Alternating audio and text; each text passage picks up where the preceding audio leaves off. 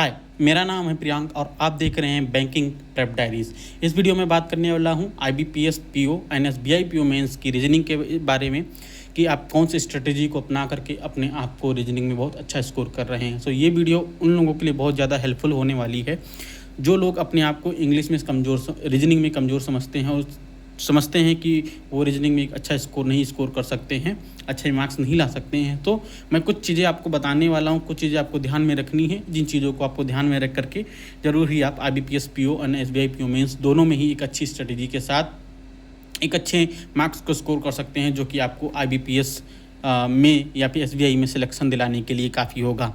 सो बात करते हैं, चलिए शुरू करते हैं। सबसे पहले बात करते हैं कि एग्ज़ाम में आता क्या है, व्हाट कम्स इन एग्ज़ाम। अगर हम बात करें कि व्हाट कम्स इन एग्ज़ाम, अगर आप एग्ज़ाम में आता क्या इस चीज़ के बारे में बात करें तो दो तीन चीज़ें आती ही, ज़्यादा नहीं आती, 8 से 9 चीज़ें ही अगर आती हैं आप देखेंगे तो। पहली चीज़ जो डेफिनेटली आएगी वो होती है पजल। दूसरे नंबर पे आती है हमारे पास इनपुट आउटपुट। अगर इनपुट आउटपुट आया तो जनरली हमको यहाँ पे कोडिंग डिकोडिंग नहीं देखने को पड़ती है, पर अगर कोडिंग डिकोडिंग आ गया तो इनपुट आउटपुट देखने को नहीं मिलता है, पर दोनों ज़रूर आ सकते हैं। ये कोई गारंटी नहीं है कि दोनों में से कोई एक ही आएगा। तीसरी चीज़ जो बहुत ही इम्पोर्टेंट है वो आती है वो है क्रिटिकल रीजनिंग। पांचवा टॉपिक जो सबसे इम्पोर्टेंट है वो आता है वो है कोडेक्स सिलोगिज्म। एक है जो आता है कोडेड ब्लड रिलेशन। कर तो नहीं रहा है, मैं लेट मी सी, या यस, सो कोडेड ब्लड रिलेशन जो कि आता है। इसके बाद करते हैं कि क्या आता है direction and distance. Direction and distance 8वां टॉपिक अगर हम बात करते हैं तो ये जो आप देखते हैं कि वर्ड फॉर्मेशन आ जाता है कि कई सारे एक वर्ड से उनको आपको लेटर चूज करना है और उस लेटर से आपको वर्ड बनाने हैं। तो ऐसे 3-4 लेटर्स दे देंगे जिसमें बताएंगे कि आपको किस में 4 लेटर वर्ड बन रहा है, किस में लेटर नहीं बन रहा है, और किस में आप कह सकते हो कि फॉरवर्ड बैकवर्ड आपको नंबर ऑफ कैरेक्टर्स या फिर नंबर ऑफ लेटर्स फाइंड करना होता है ना। तो उस तरीके के क्वेश्चंस आ जाते हैं, 2-3 वर्ड्स दिए होते हैं, उसमें आपको बताना होता है किस में इवन नंबर ऑफ लेटर्स हैं बीच में आते हैं 2 लेटर्स के बीच में, किस में ऑड नंबर ऑफ लेटर्स बीच में आते हैं, या फिर किस प्रकार से दोनों चीज़ें मैटर करती हैं, किस प्रकार से आपको अरेंजमेंट आपको लेटर के अंदर किस प्रकार से देखने को मिलता है। तो ये सारी चीज़ें उसके अंदर आती हैं। अगर हम बात करते हैं पजल को सॉल्व करने का तरीका क्या हो सकता है, तो 3 तरीके हो सकते हैं पजल को सॉल्व करने के, या किस तरीके। उससे पहले हम समझते हैं कि पजल आती कितनी टाइप की है। सो एक्चुअली 3 टाइप की पजल आती हैं। अगर हम बात करें तो पजल की बात करते हैं, यहाँ पे पजल 3 तरीके की आती हैं, 3 टाइप से आ सकती हैं, ये चीज़ समझिएगा। पजल तो ऐसे बहुत सारी हैं कि फ्लैट फ्लोर है, लीनियर अरेंजमेंट है, लेकिन उसमें भी किस तरीके का अरेंजमेंट दिया जा सकता है, किस तरीके से क्या हो सकता है, तो उस चीज़ को समझते हैं। एक आती है कोडेड पजल, जिसमें क्या करेंगे कि कुछ जैसे डायरेक्शन डिस्टेंस वाली पजल दे दी, या फिर मैं उसको पजल ही मानता हूँ, एक पजल ऐसी दे दी डायरेक्शन डिस्टेंस पे दे दी, या फिर डिजिग्नेशन बेस दे दी, या फिर डिजिग्नेशन में दे दी, या फ्लोर बेस दे दी, या फ्लैट एंड फ्लोर बेस दे दी, या लीनियर अरेंजमेंट की दे दी, और उसमें डिस्टेंसेस को कोड कर दिया, या फिर नंबर ऑफ पीपल को कोड कर दिया, किसी अल्फ़ा से, बीटा से, गामा से, या किसी अदर सिंबल से वो चीज़ से कोड कर दिया। तो वो चीज़ आपको देखना पड़ेगा। कि दूसरी चीज़ क्या आ जाती है कि मिक्स पजल आ जाती है। मिक्स पजल कैसे आ जाती है, अच्छा ये क्या होती है, ये कंबाइन कर देंगे, 2 पजल को कंबाइन कर देंगे। जैसे लीनियर अरेंजमेंट कर दिया, उनको बता दिया कि भाई इनको बुक्स पसंद हैं, या इस तरीके से इनकी सीटिंग है, या इस तरीके से ये इनकी डिजिग्नेशन है। तो वहाँ पे क्या करेंगे, लीनियर अरेंजमेंट बता देंगे, या फिर सर्कुलर अरेंजमेंट में बिठा देंगे 8 कर्मचारियों को, 8 जो हैं पीपल हैं उनको, और इसके बाद उनको बता देंगे कि वहाँ पे इनकी ये डायरेक्शन देखने को मिलती है। सो ये सर्कुलर, 1 मिनट, यस दिख रहा है कि नहीं दिख रहा है, हाँ 1 मिनट। तो सर्कुलर बेस्ड वहाँ अरेंजमेंट दिखा देंगे। अगर बात करते हैं तीसरी नंबर की पजल को, या फिर मिक्स पजल में एक और आ जाती है कि हाँ डिजिग्नेशन बेस्ड पजल दिखा दे कि ये पीपल बैठ रहे हैं और उनकी ये डिजिग्नेशन है, या फिर उनको ये चीज़ पसंद आती है, या फिर इतने नंबर ऑफ चीज़ें इनके पास रखी हुई हैं। तो उस तरीके से मिक्स पजल आ सकती है, 2 पजल्स को मिला करके। साथ ही साथ मिक्स पजल में आप BR को भी मिक्स कर सकते हैं, कई बार BR भी मिक्स हो जाता है, तो वो भी चीज़ भी आ जाती है। डायरेक्शन डिस्टेंस को इसमें मिक्स कर सकते हैं कि लीनियर अरेंजमेंट है, पर इस तरीके से एक अनदर ऑफिस जाते हैं, ये भी व्यक्ति बीच में इस तरीके से ये चीज़ें डिस्टेंस मैटर कर रहा है या है। एक आती है सिंपल पजल। सिंपल पजल क्या होती है भाई? सिंपल पजल वो होती है जो हम प्री लेवल में सॉल्व करते हैं, जहाँ पे कॉम्बिनेशन नहीं होता है, जहाँ पे सिंपल एक पजल होती है तो फ्लैट एंड फ्लोर होती है, या फिर हाँ लेवल बढ़ जाएगा, ऑब्वियस सी बात है, उसका लेवल बढ़ जाएगा, difficulty will be increase than prelims, but इतनी नहीं होगी कि जितनी इन दोनों पजल्स की है। तीनों पजल्स डेफिनेटली आती हैं एग्जाम में, तीनों ही आपको देखने को मिलेंगी, लेकिन हमको करना क्या है इन तीनों पजल के अंदर? इन तीनों पजल के अंदर करना क्या है कि हमको फाइंड आउट करना है कि कौन सी पजल सिंपल है, कौन सी पजल कोडेड है, या फिर कौन सी मिक्स पजल है। अगर हम प्रायोरिटी की बात करें, सबसे पहले इसको उठाइए, दूसरे नंबर पे इसको उठाइए, तीसरे नंबर पे इसको उठाइए। ज़रूरी नहीं है मैं यही करता हूँ, अगर मुझसे कोडेड डिफ़िकल्ट लगती है तो मैं मिक्स पे चला जाता हूँ, लेकिन कोशिश करता हूँ कि मुझे सिंपल पजल पहले देखने को मिल जाए। अगर मैं वो मिल जाती है तो मैं इसको सॉल्व कर लेता हूँ। तो ये चीज़ें आपको ध्यान रखनी है, जो चीज़ें इसमें बता रहा हूँ मैं, ये चीज़ जो आपको सोच समझना है, देखना है, और इसके बाद ही आप इस चीज़ को समझ कर, क्योंकि आप जब एग्ज़ाम में आए तो आपको चीज़ देखनी है, आपको चीज़ समझनी है कि हाँ ये चीज़ दी है, ये कोडेड है, ये मिक्स है, ये सिंपल पजल है, और उसी प्रकार से हमको सॉल्व करना है। ये पूरी की पूरी थ्योरी जो है, कैरेक्टराइजेशन मेरी है, खुद की है, मैं इसको इसी लेकर समझ चलता हूँ, क्योंकि यही चीज़ मुझे सिंपल बनाती है कि मुझे हाँ इस तरीके से ही सोचना है। आप अपने तरीके से सोच सकते हैं। दूसरा, अगर यहाँ पे बात करें क्रिटिकल रीजनिंग की, तो क्रिटिकल रीजनिंग ही आता है, ये सेकंड नंबर पे मोस्ट इंपॉर्टेंट है। फर्स्ट नंबर पे आप पजल ले लीजिए, सेकंड नंबर की अगर बात करते हैं तो सब सेकंड नंबर पे आपको जो है इम्पॉर्टेंट ये क्रिटिकल रीजनिंग ही दिखेगी, और इसको आपको प्रैक्टिस करना ही करना है, प्रैक्टिस करना है एज मच एज पॉसिबल, इसको करिए। दोनों तरीके हैं आपके पास, वीडियो सोर्सेज भी हैं, पीडीएफ सोर्सेज भी हैं। अप्रोच जाननी हो वीडियो सोर्सेज में, Sanjay sir by reasoning, sir reasoning को ही आप देखिए, संजय सर रीजनिंग या reasoning by Sanjay sir, best approach reasoning में, क्रिटिकल रीजनिंग के लिए। इनसे बेहतर क्रिटिकल रीजनिंग मैंने नहीं पढ़ाते देखा है। दूसरी, अगर आप चाहते हैं तो आप अगर कोर्सेज लेना चाहते हैं तो एक रत्नाभा सर हैं, रत्नाभा सर कहाँ पढ़ाते हैं? ये पढ़ाते हैं स्मार्ट कीड़ा पे। उनकी इंग्लिश एंड क्रिटिकल रीजनिंग उनकी भी अच्छी है, लेकिन मैं उनसे नहीं पढ़ता, मैं सिर्फ और सिर्फ पढ़ता हूँ संजय सर से। आप जा कर के उससे भी पढ़ सकते हैं। दूसरा तरीका है कि आप पीडीएफ को ही सॉल्व कीजिए, जितना ज़्यादा हो सके पीडीएफ को सॉल्व कीजिए, that is going to help you more in the examination. ये कितने क्वेश्चंस आते हैं? लगभग 12 क्वेश्चन, 8 से 12 क्वेश्चन आपको क्रिटिकल रीजनिंग में देखने को मिलेंगे। और क्योंकि इस बार number of the marks reasoning के बढ़े हुए हैं, 60 नंबर के आसपास है शायद, हाँ 60 नंबर है, तो आपको इस बार आपको जो है रीजनिंग में 10 से 12 क्वेश्चन इज़ नॉट कि इतना मतलब कह सकते हो बड़ा नंबर है, ये 20% के आसपास आपको जाता है, तो ये आपको एक अच्छा सा स्कोर दिलाने में मदद कर सकता है। हाँ, बहुत सारे लोग कहते हैं क्रिटिकल रीजनिंग में गलत हो जाता है, तो मैं ये नहीं कह रहा हूँ कि 12 में से 12 अटैम्प्ट कीजिए, पर एट लीस्ट आप 5 क्वेश्चंस तो अटैम्प्ट कर सकते हैं, 7 क्वेश्चन तो अटेम्प्ट कर सकते हैं। 5 से 7 नंबर अगर आपको मिल भी जा रहे हैं तो कोई बुरा आइडिया नहीं है, क्योंकि इनपुट आउटपुट में या कोडिंग डिकोडिंग में एक स्टेप भी मिस हुआ, आपकी पूरी अप्रोच, आपका पूरा टाइम बर्बाद जाएगा। तो मैं ये नहीं कहूँगा कि आप क्रिटिकल रीजनिंग पे जो ही ध्यान दीजिए, इनपुट आउटपुट पे भी दीजिए, कोडिंग डिकोडिंग पे भी दीजिए, लेकिन इन क्रिटिकल रीजनिंग पे आपको अप्रोच आ गई तो ये आपको ज़्यादा स्कोर दिला सकती है। अगर आपको इंग्लिश में दिक्कत होती है क्रिटिकल रीजनिंग समझने में, तो आपको उसमें ट्रांसलेशन का ऑप्शन जो आता है, आप लैंग्वेज चेंज कीजिए, आप हिंदी में जाइए, हिंदी से प्रैक्टिस कीजिए। अगर आपको हिंदी में समझ में आता है क्रिटिकल रीजनिंग की क्या कह रहा है, क्या समझना चाह रहा है, तो आपको हिंदी में ट्रांसलेट कीजिए और फिर सॉल्व कीजिए, और फिर देखिए कि आपको क्वेश्चंस कितने गलत होते हैं क्रिटिकल रीजनिंग के में, कितने सही होते हैं। एक बार आप इंग्लिश में जो है अटेम्प्ट करके देख लीजिए, और एक बार आप हिंदी में करके अटेम्प्ट करके देख लीजिए, देखिए आपको कितने मार्क्स आते हैं। और जो आपको अप्रोच अच्छी लगे, हिंदी वाली या इंग्लिश वाली, आप उस अप्रोच को लगा करके आप क्रिटिकल रीजनिंग के अंदर एक अच्छा मार्क्स स्कोर कर लेंगे, क्योंकि यही अगर आप 25 मार्क्स स्कोर करते हैं तो ये चीज़ आपको 30 पे पहुंचा देगी डेफिनेटली।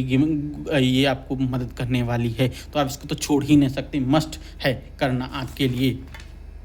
दूसरी चीज़ अगर बात करते हैं कि आप सोर्सेस को क्या फॉलो कर सकते हैं, अगर आप बात करें सोर्सेस की तो आप 2 सोर्सेस को फॉलो कर सकते हैं, 3 सोर्सेस को आप एक्चुअली फॉलो कर सकते हैं रीजनिंग के लिए।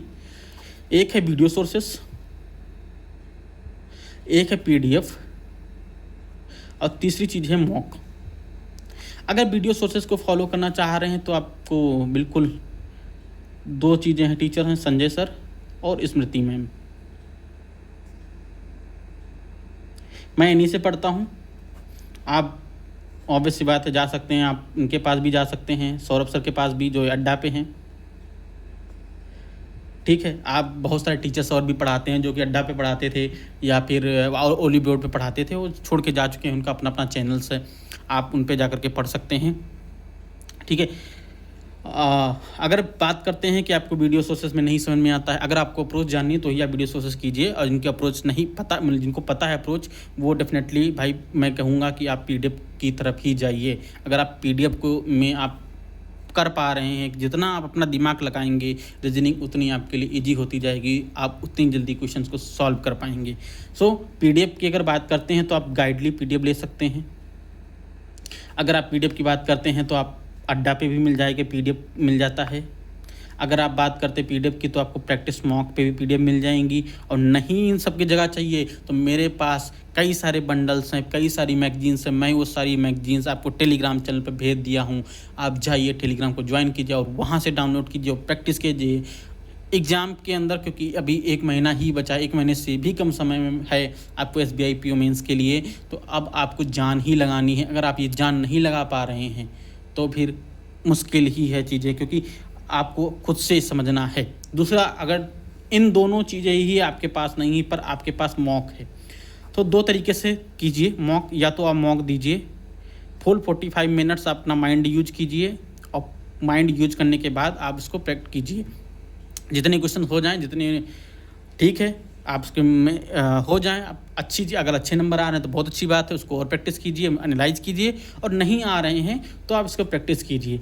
तीसरी चीज़, अगर दूसरी चीज़ इसमें यही कर सकते हैं कि आपको नहीं आ रहा है मॉक, आपको सिर्फ प्रैक्टिस सोर्सेज के तौर पे यूज़ करना है, तो आप इसको क्या कर दीजिए, सबमिट कर दीजिए तुरंत ही। मॉक खोला, मॉक को सबमिट किया और फिर जो क्वेश्चन आ रहे हैं उन क्वेश्चंस को हम लाइन बाय लाइन उसको पढ़ते जा रहे हैं, उसको सॉल्व करते हुए चले जा रहे हैं। मॉक जो है आपको इतना मदद करने वाला है कि इससे आपकी कई सारी चीज़ें इम्प्रूव हो जाएंगी। जैसे किसी को रहता है कि सर मेरी एक्यूरेसी बेकार है, सर मेरी स्पीड नहीं है, सर मेरे पास जो है हम अप्रोच नहीं पता है। तो अप्रोच के लिए तो आप वीडियो सोर्सेस पे जाइए फिर, लेकिन अगर पता है और उसको यूज करना है तो आप भी उसको अप्रोच आपको पता चल जाएगी मॉक से कि आपको किस तरीके से मॉक आपको अप्रोच लगानी है। आपको टाइम मैनेजमेंट सबसे बड़ी इंपॉर्टेंट चीज़ है। आपको टाइम मैनेजमेंट, जो हम लोगों का क्वेश्चन या तो छूट जाता है, आते हुए क्वेश्चन छूट जाते हैं, या फिर बहुत सारे क्वेश्चंस हम नहीं कर पा रहे हैं क्योंकि हमारा टाइम ही मैनेज नहीं हो पा रहा है। किसी का देखते हो 35 क्वेश्चन नंबर आ जा रहे हैं, किसी के देख रहे हो 25 से, कोई 18 पे ही अटका है। तो मेन रीज़न है अप्रोच का, मेन रीज़न है ये नहीं है कि किसी को कुछ नहीं आता है, बल्कि ये रीज़न है कि भाई टाइम ही मैनेज नहीं कर पा रहे हो। कहाँ से क्वेश्चंस करोगी, कहाँ से क्या चीज़ें होंगी। और एक आता है इन सबको चीज़ों को भी, अगर आप बढ़ रही चीज़ें हैं तो एक और चीज़ आप सीखते हैं, वो है कौन सा क्वेश्चन अटेम्प्ट करना है। क्वेश्चन अटेम्प्ट ये भी बड़ी स्ट्रेटजी है कि भाई अगर मिसलेनियस कर रहे हैं, ठीक है, तो मिसलेनियस में भी डिफ़िकल्टी ये है कि हमको समझ में नहीं आती कौन सा क्वेश्चन हम पहले अटेम्प्ट करें और कौन सा क्वेश्चन बाद में। कौन सा क्वेश्चन हम अगर पजल कर रहे हैं तो कौन सा क्वेश्चन अटेम्प्ट करें या कौन सा नहीं करें।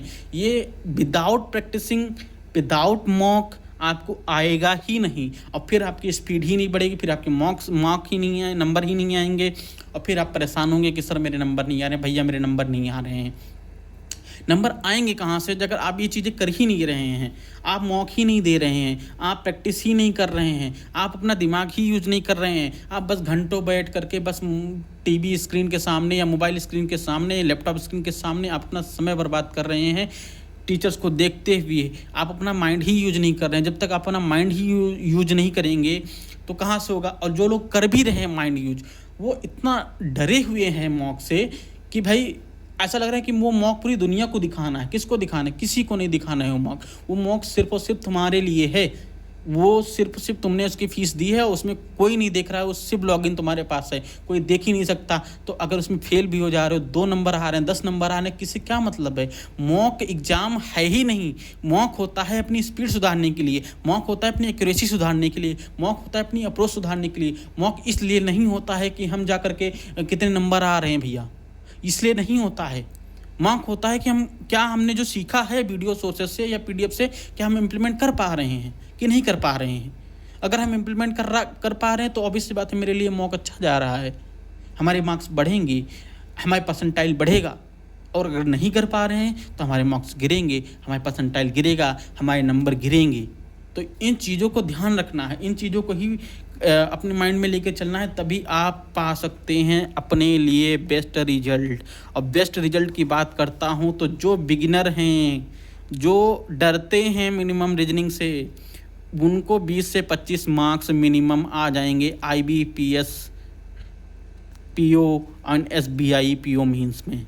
और जो डरते नहीं है, इंटरमीडिएट लेवल पे हैं, वो कहीं नहीं गए 20-25 से 30। और जो प्रो लेवल हैं उनका तो भाई इतने, वो तो अलग ही लीग में हैं। और जो लोग डरते नहीं हैं वो 20 से 25 और 25 से 30 के बीच में, depending upon your approach and your knowledge, आप स्कोर आराम से कर सकते हैं। और अगर इसी स्ट्रेटजी को आप फॉलो करते हैं, कौन सी स्ट्रेटजी जो मैंने अभी बताई है कि आपको क्या करना है, आपको मेनली प्रैक्टिस करना है, आपको पूरा का पूरा ध्यान जाना चाहिए इस पे। आप यहाँ से प्रैक्टिस कीजिए और फिर लगाइए मॉक, जितना हो सकता है मॉक लगाइए। और मॉक लगाने के बाद यहाँ से देखिए कि आपको कितने नंबर आ रहे हैं। नंबर नहीं आ रहे हैं, फिर से नंबर नहीं आ तो इसका मतलब ये नहीं कि फिर से मॉक लगाने बैठ जाए, नहीं, एनालाइज करिए। एनालाइज में क्या करना है आपको, हाउ टू एनालाइज मॉक, ये भी बड़ी इंपॉर्टेंट चीज़ है, हाउ टू एनालाइज। एनालाइज में है कि कौन सा क्वेश्चन आया था, कौन सा नहीं आया था, कौन सा क्वेश्चन हम जल्दी कर सकते थे, कौन सा क्वेश्चन हम जल्दी नहीं कर सकते थे, किस में हमने अपना समय बर्बाद कर दिया, इसमें हमने समय अपना लगाया, अरे इसकी जगह पे दूसरा क्वेश्चन था, क्या हमें मॉक देखना चाहिए था पहले कि नहीं। क्योंकि कई बार क्या होता है कि हम भाई क्वेश्चन पहला देखा, हाँ ईजी लग रहा है, इसको कर लेते हैं, बाद में देखा जाएगा दूसरा वाला क्वेश्चन। नहीं भाई, ये नहीं करना, इसको मार्क करो, इस क्वेश्चन को मार्क करो, इस क्वेश्चन को अपने पास रखो, नेक्स्ट क्वेश्चन पे जाइए तुरंत, स्किप। देखिए हाँ, ये पीओ मेंस की बात कर रहा हूँ, प्री में ये मत लगाइएगा। प्री में भाई जो आया वो देखा, जो आ रहा समझ में किया, नहीं आया तो छोड़ो, ठीक है। प्री में ये है कि नहीं, मतलब दिखा, आ रहा है करो, नहीं आया छोड़ो। लेकिन मेंस में समय होता है, वहाँ पे जाइए, सारे जो है क्वेश्चन देखिए जा करके, और सारे क्वेश्चन देखने के बाद ही इनको अप्रोच लगा के सॉल्व कीजिए। क्योंकि कई बार क्या होता है कि क्वेश्चन डिफ़िकल्ट आ जाता है और मुझे लगता है हाँ ईजी है, और हम उसमें करते जाते हैं और फंस जाते हैं फिर वो सारे ईजी क्वेश्चन छूट जाते हैं जो हम नहीं आते हैं। तो ये चीज़ को ज़रूर कीजिए।